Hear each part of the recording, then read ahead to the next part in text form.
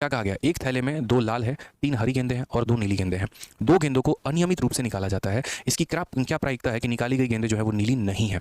निकाली गई गेंदें नीली नहीं है मेरे भाई, ठीक है। तो सबसे पहले मुझे यहाँ पर क्या करना होता है कि यहाँ प्रोबेबिलिटी ऑफ एनी इवेंट मुझे पता करना है, ठीक है। मैंने कहा कि यार क्या संभावना है कि कोई चीज़ नीली नहीं है, तो यहाँ पर बोलेंगे नीली नहीं है। यहाँ पर क्या होता है, प्रोबेबिलिटी ऑफ एनी इवेंट बराबर जो भी हमारा होता है पॉसिबल आउटकम कि यहाँ संभावना क्या हो सकती है, और यहाँ पर क्या हो जाता है तो पॉसिबल आउटकम या फेवरेबल आउटकम आप कह लीजिए, और नीचे हमारा हो जाता है टोटल आउटकम, ठीक है। तो नीली नहीं होने की संभावना ऊपर लिखेंगे और टोटल आउटकम की संभावना हम नीचे लिखेंगे।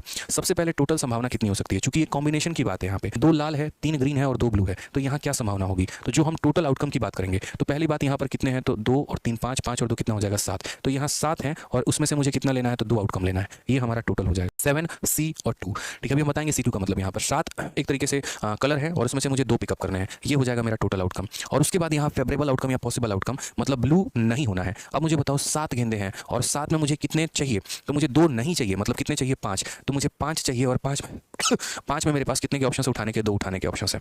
तो ये टोटल हो गया कि 7 में से 2 उठाने हैं और यहाँ हो गया कि 5 में से 2 उठाने हैं, 2 नहीं उठाने हैं। समझ में आ गया बात। यहाँ पे दोबारा से मैं रिपीट कर रहा हूँ, टोटल आउटकम का मतलब 7 गेंदों में से मुझे 2 गेंदें निकालनी है, ये टोटल आउटकम हो गया। और फेवरेबल का मतलब यहाँ पर मुझे ब्लू नहीं उठाना है, तो ब्लू को छोड़कर 5 कलर हैं और इस 5 कलर में मुझे 2 कलर उठाने हैं।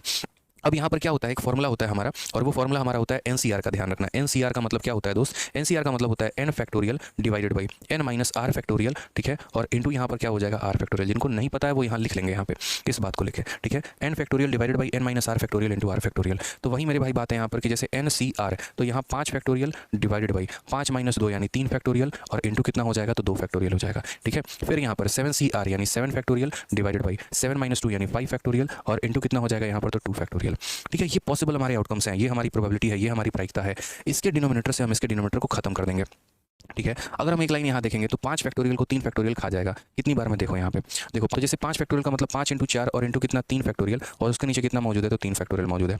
यहाँ पर अगर हम देखेंगे तो 5 फैक्टोरियल है, यानी हो जाएगा 7 इंटू 6 और इंटू कितना 5 फैक्टोरियल डिवाइडेड बाई कितना 5 फैक्टोरियल। तो ये हमारा 3 फैक्टोरियल से 3 फैक्टोरियल खत्म, 5 से हमारा 5 खत्म। अब हमारा क्या बच गया, सीख लो, काम आएगा पेपर में, डायरेक्ट आंसर आ सकता है, ठीक है। अब यहाँ बच गया ये और ये, तो यहाँ देखो 2 से हम काटेंगे 2 बार में और 2 से हम काटेंगे 3 बार में, तो 5 इंटू 2 हमारे ऊपर 10 हो गया और 7 इंटू 3 हमारा 21 हो गया। 10/21 ऑप्शन नंबर ए जो है वो हमारा करेक्ट आंसर है।